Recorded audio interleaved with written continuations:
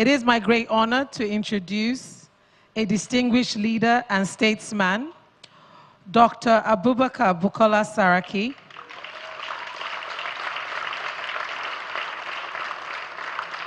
Dr. Saraki was born into a great political family led by his father, Dr. Olushola Saraki, Nigeria's Senate leader from 1979 to 1983. Following in his father's footsteps, Dr. Saraki trained and worked as a medical doctor in the United Kingdom before returning home to manage the family-owned commercial bank. With the return of democracy in 1999, Dr. Saraki heeded the call of President Olusegun Obasanjo to serve as a special assistant to the president on budget matters and initiated the Fiscal Responsibility Bill. Prior to this, he was an executive vice chairman in the banking sector. In 2003, he was elected governor of Kwara State and re-elected in 2007, serving for a period of 8 years until 2011. During his tenure as governor, Dr. Saraki positively transformed many aspects of Kwara State and delivered major reforms. In 2015, Dr. Saraki was elected President of the Senate of the Federal Republic of Nigeria, where he led the adoption of a Senate legislative agenda focused on improving livelihood, governance, and business. Dr. Saraki holds the national honor of Commander of the Order of the Niger, CON. He is married to Ms. Toyin Ojora Saraki, and they have 4 children and 2 grandchildren. Your Excellencies, distinguished ladies and gentlemen, let us receive with a warm appreciation His Excellency, Dr. Abubakar Bukola Saraki, CON.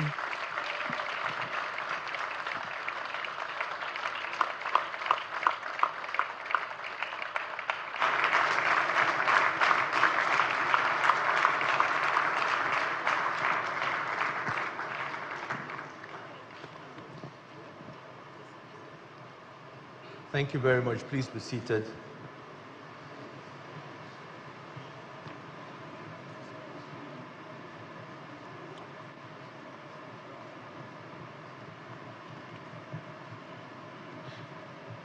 Good morning, everybody.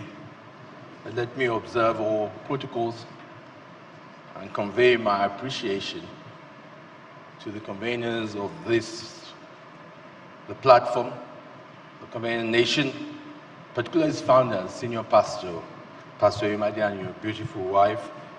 My greetings to distinguished men and women gathered in this hall, and to the many more watching across the country and beyond. Good day to you all. Let me congratulate the organizers who have been keeping this going now for over 20 years. Anything you can keep going in Nigeria for over 20 years deserves a lot of recommendation and applause.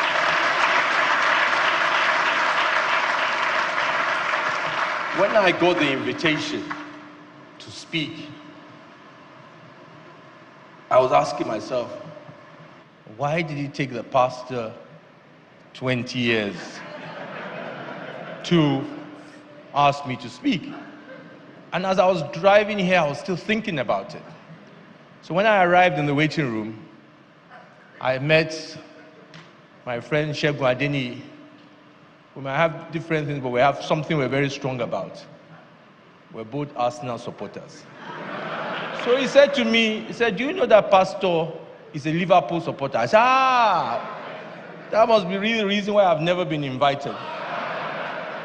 But then I was told that he's a man that associates with champions. So I said, oh, that is why this year I have been invited. So distinguished ladies and gentlemen, unfortunately for you, you're going to see more of me. Because we are going to win again. And you're going to keep on inviting me to come. But on the serious, let me thank you for the honor of being here. Let me contribute and join the conversation. I want to begin not with the argument, but with the date, June 12th. For a long time, this was a date that the Nigerian state preferred to forget. deliberately left out our calendar of national memory. But yet the people will not let it die. Year after year, citizens kept faith with its meaning. The day in 1993 when Nigerians of every tongue, faith, and every region walked out to the polls and spoke with one astonishing voice. That mandate was annulled. Lives were lost defending it. A man went to prison for it and never came home. But the idea survived. And today we stand on Democracy Day, which exists only because ordinary Nigerians refuse to surrender their belief in the ballot. I open here deliberately because everything I'll say in this hall flows from a single truth. Democracy in Nigeria was never handed to us. It was fought for.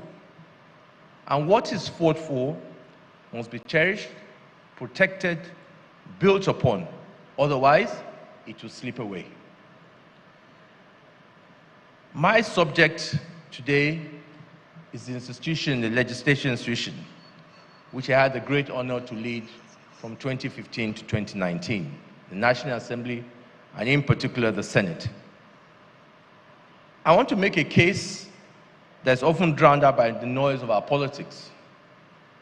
That is, the legislature, for all its imperfections, and there are many imperfections, and for all the ridicule it sometimes attracts, it is the load-bearing wall of our democracy.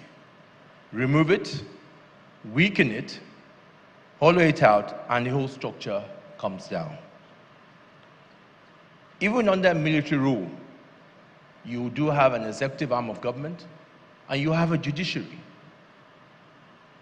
It is only in a democratic dispensation do you have the legislative arm of government. That shows how important that aspect of the government is. I'm going to try and make a case under three headings. First, how does the legislature secure democratic stability? Second, how does it strengthen governance? And finally, how does it drive national development? As I speak this morning, I want us to look at this in line with first, what was the thinking of the framers of the Constitution? What did they expect the arm of government to look at? I don't want us to look at it as regards where we are, as opposed to where we should be, and then what happened and why we're not there, and what do we need to do in getting there. My emphasis today, I hope at the end of the morning of my talk, is for us to realize how important this arm of government is. And it must be our responsibility collectively to just look at this through the glass of those who are there now, but to the glass of how should it work properly. And I'll start with the legislature as a guarantor of democratic stability. Let me start with the confession that how our democracy is often misunderstood.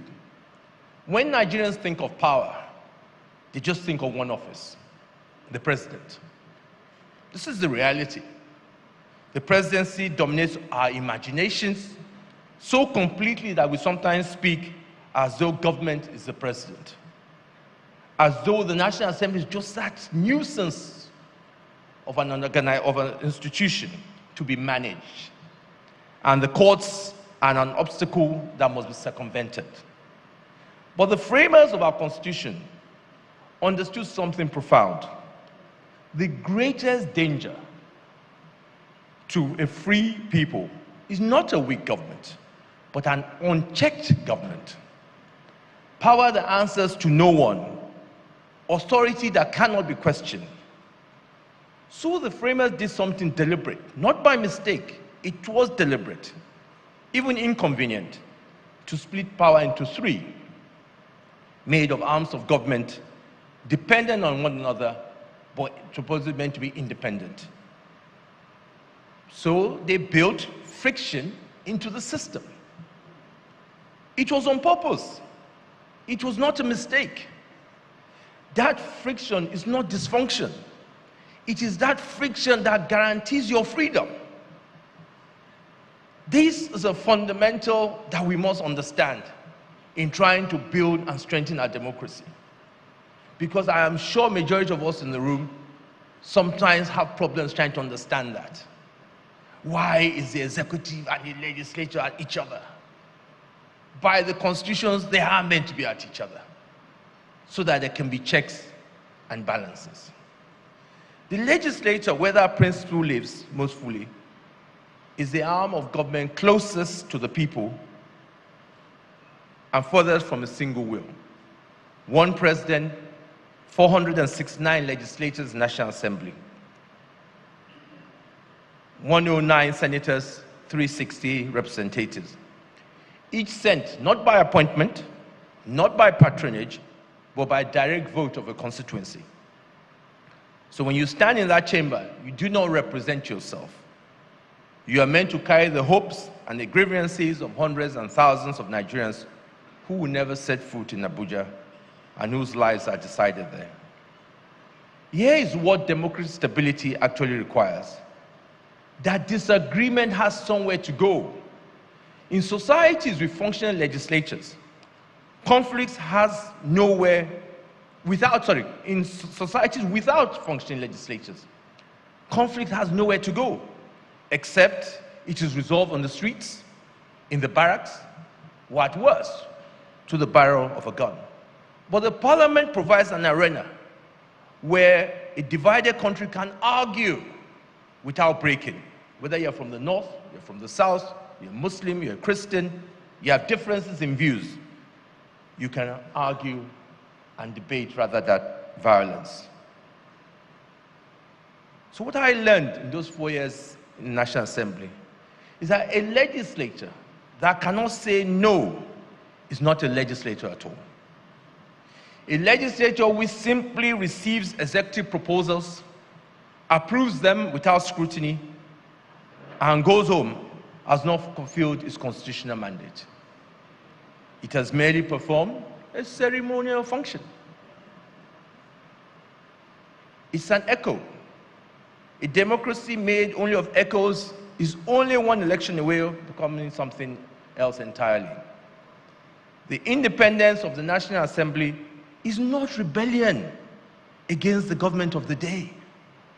I say that so loud, having been a victim where you stand for independence of National Assembly, you're saying, it's a bad boy, Saraki is bad, it's against our government. And he says, I don't see, I just speak about myself. We're talking about how those institutions can do what they are meant to do in providing the mandate. Because if the National Assembly is independent, it's a very great thing that makes the government legitimate. Because a mandate that is never tested is a mandate no one can trust. So how do you trust your government if it's not a government that's subjected to questions? The deepest service the legislature renders to stability is to absorb the shocks. When citizens are angry, they have their representatives to petition. When a community feels abandoned, a senator can raise the name on his floor. When a policy threatens or ignites a region, there is a chamber where it can be debated, amended, softened. The legislature is that pressure valve of the republic of our democracy. Block it, and the pressure does not disappear. Unfortunately, it finds far more dangerous way out. So, on this June 12th, the lesson is plain. We did not lose democracy in 1993 because the people failed. We lost it because the institutions that should have defended the people's verdict were too weak to do so. The remedy is not less politics. It is stronger institutions. At the center of those institutions stands the legislature. Political tension does not vanish when we suppress it. It accumulates. And when it can no longer be contained, it finds expressions in ways more destructive than any parliamentary debate. A society where grievances cannot find legitimate expressions in its institutions will eventually express themselves on the street. So the legislature is one institution built to let those grievances be heard and be resolved before they explode. Let us turn to the second pillar, which is governance. If democratic stability is about whether power is checked, governance is about how well power is used. Here too, the legislature work is constant, unglamorous, and dispensable.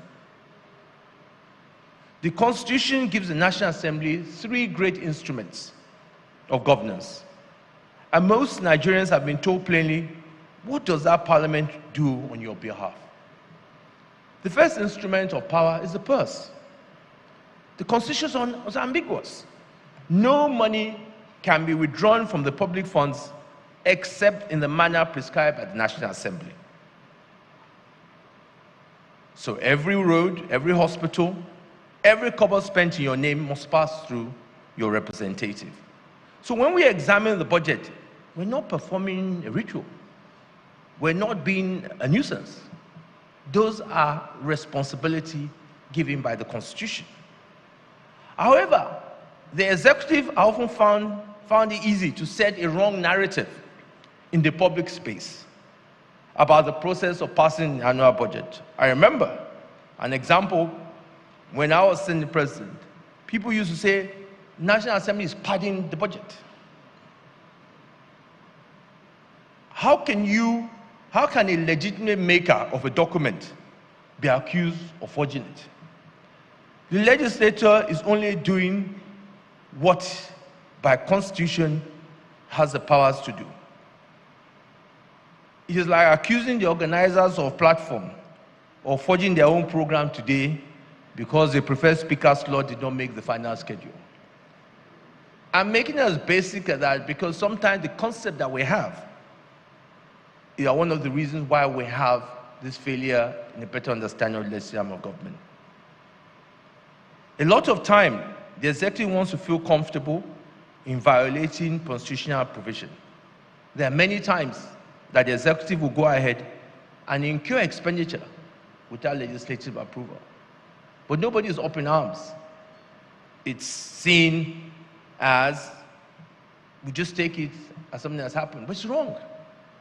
Even if it's for good purpose. I remember in 2018, when the Buhari government were buying the Tucanos from the US government.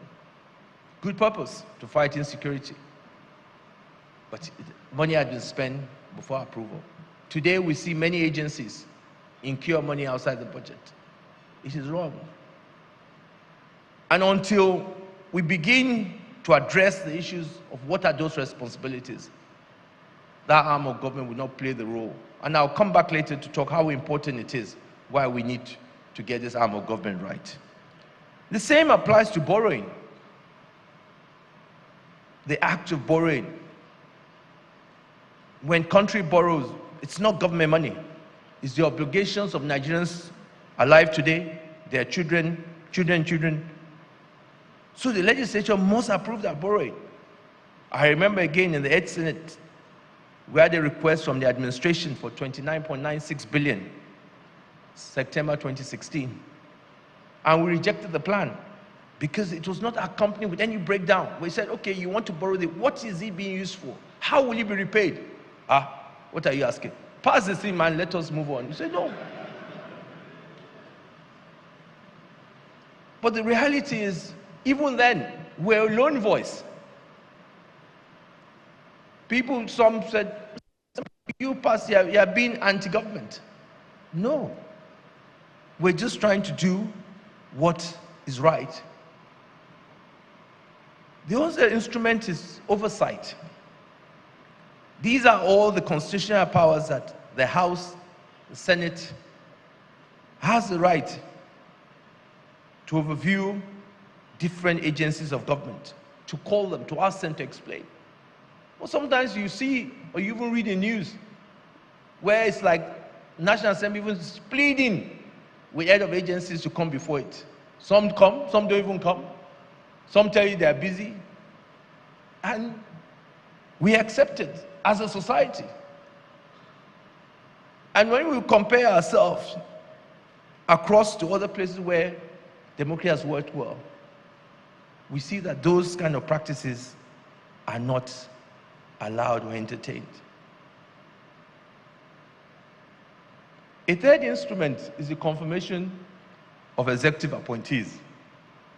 The Constitution says very clearly, all senior appointees in the country, ministers, judges, head of critical agencies, do not take the effect of the president's word alone. The president must bring their name before the Senate. And the Senate has a prerogative to say yes or no. It is the right of the National Assembly, Senate. But again, you see cases where those rights are not accepted, that the Senate has the power to confer. I give a painful experience in our own Senate, where we had the acting chairman of EFCC come before us. And having reviewed his qualifications, security report written, we said no. But he stayed in the office.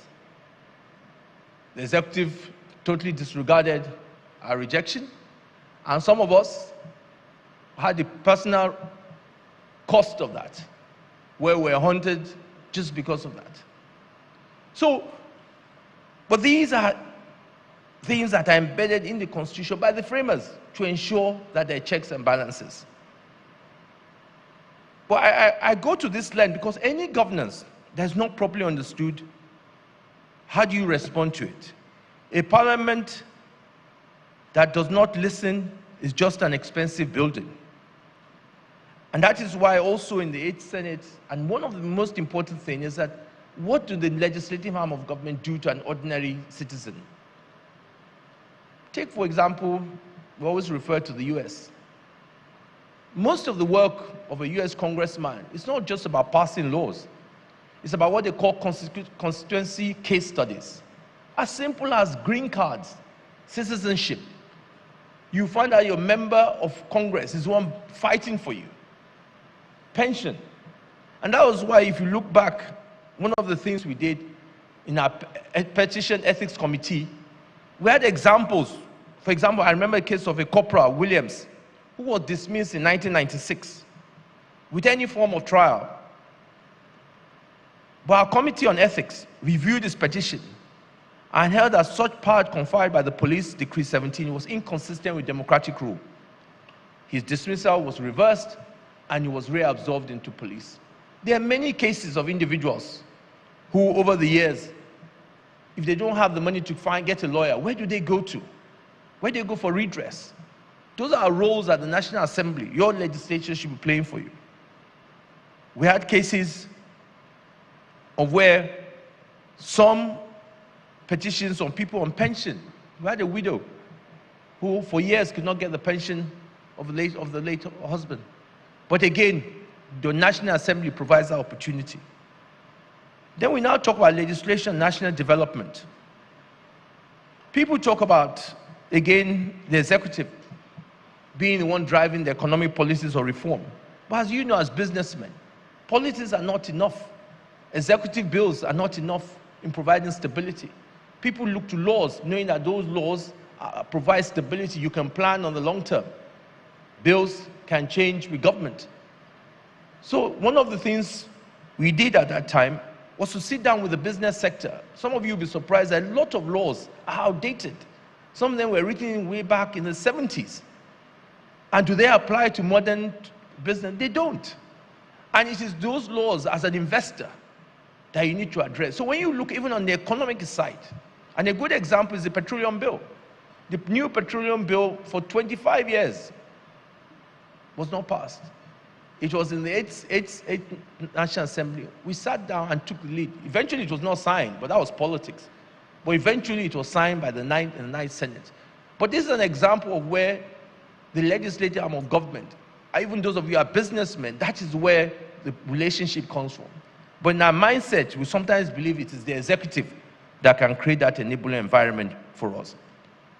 A good example also I remember is even in the area of supporting the economy. I remember we had traders from Aba who they did a program in Abuja where they did like an exhibition.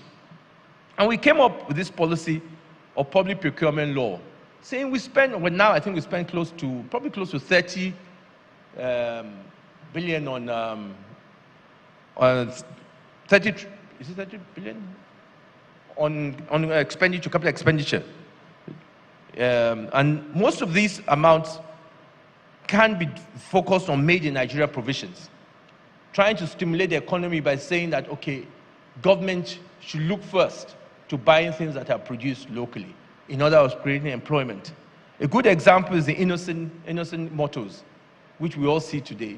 I remember that in 2015 when it started, we tried to encourage our government, okay, government agencies, when you're buying pickup cars, why don't you, as a first point?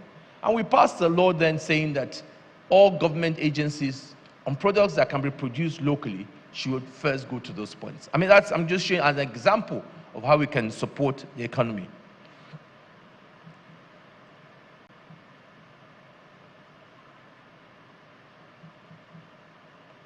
Having said that, I think to be unworthy on this platform if I pretended that the legislature is at fault. Our parliament is too often seen as distant from the people it serves. Its proceedings are feel opaque. It appears that our members are more attentive to the executive, who controls resources, than the constituents who controls votes. I remember Dr. Charles, when he was talking about, was saying that why are people conforming?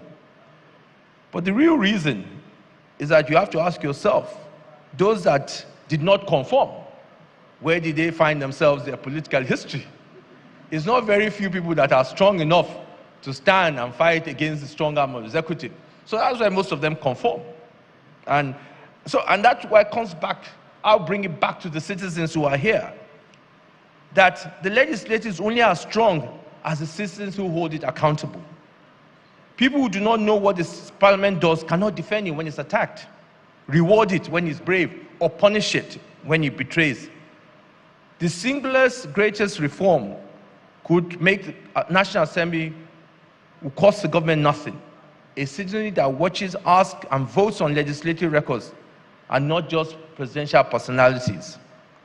For example, you see legislators who keep on winning elections, and for the 4 years, they have not even raised their hand up to speak, but they will win election anytime, anyhow. While those who are active, but because they cannot do what you want when they get back to constituencies, they don't win election. So the point I'm saying is that you as the people to have responsibilities in how do we elect the kind of legislators. And I believe in going forward, some of my recommendation, that the electorate has a role to play in making the legislature a bastion for development. Democracy cannot flourish where people do not understand how the Constitution works. The electorate must consciously elect people who are capable, people who can perform. The legislators lack research. I remember in the 7th Senate when I was moving a motion on fuel subsidy regime and how there was corruption. And one of the reasons why I was able to show to NNPC, because in those days, what used to happen, people used to import petroleum products. And they'll bring in vessels, documents to say vessel MV, just for his name, MV platform. I don't mean your platform, but... And those vessels were nowhere in Nigeria. And they will stamp the documents, and government will pay them. But as somebody who had ability to reach out, I went as far as going to the Lloyd's Register, and I could see that the vessel that was supposed to be in Lagos Port was in somewhere in Colombia. So I tell NNPC, come, see this vessel you guys paid so much. See where the vessel is. This is the capacity of what I mean by legislators need to also have the capacity. Sometimes when you watch the US Congress, you look at the kind of team they have, the kind of research they do. And until we get to that kind of level, but how do we get there? I believe two major issues. One, electoral reform. Dr. Charles talked about security. We talked about civil rights. Until we begin to elect, have a process that ensures that the people that we want are elected. to me, that foundation is continuing going to be weak.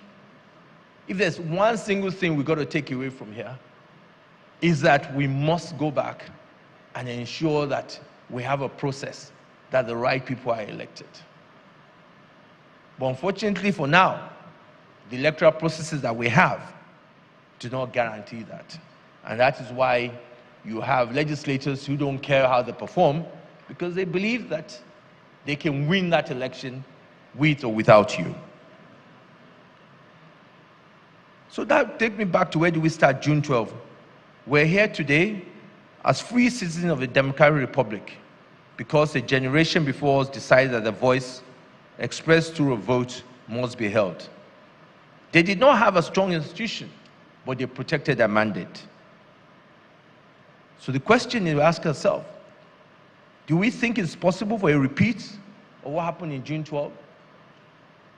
For as long as our institutions are not strong enough, unfortunately, it might happen again. And what we need to do is not just to wait for every 4 years. We must engage on a regular basis in ensuring that we have the strong institutions.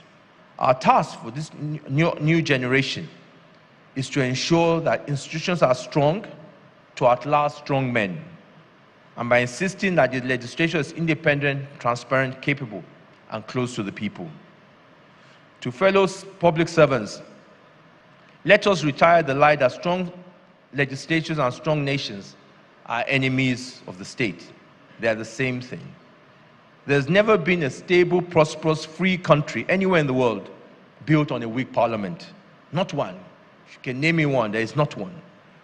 My position that, as I said, the difference between military and democratic rule is the legislative arm of government. To every Nigerian, democracy is not a single election or a single office. It's by living it on a daily basis, by tendering to it, and by ensuring that it survives. The legislature did not make this democracy alone. The people did in 1993 when they stood firm. Let us all, in conclusion, I say, a strong legislature promotes transparency. A transparent government inspires public trust. Public trust strengthens democratic legitimacy, and democratic legitimacy produces stability. The thing, ladies and gentlemen, it is along we go along those paths do I believe that we'll have a better and stronger democracy. I thank you for this opportunity being given to speak here this morning.